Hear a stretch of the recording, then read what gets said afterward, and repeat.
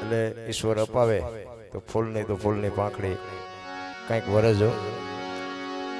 કારણ કે સતી તોરલ બોલ્યા હતા, મરવું પણ માગવું નહીં અપને તન કે કાજ, પરમાર્થના કારણે મને માગતા ના આવે લાજ.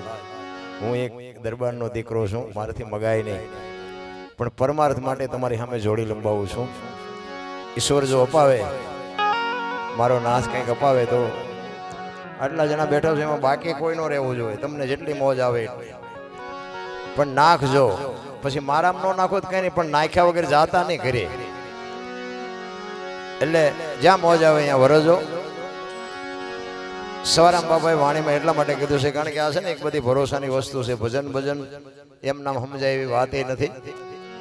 ઠીક છે, આ બધી ગાઈ છે, આનંદ કરી છે, મોજ કરી છે, પણ ભજન ગાવું કરતા કરવું અઘરું છે, કરવા કરતા સમજવું અઘરું છે, સમજવા કરતા જીવનમાં ઉતારવું અઘરું છે, ને જીવનમાં ઉતરે તો જીરવું બધા કરતા અઘરું છે.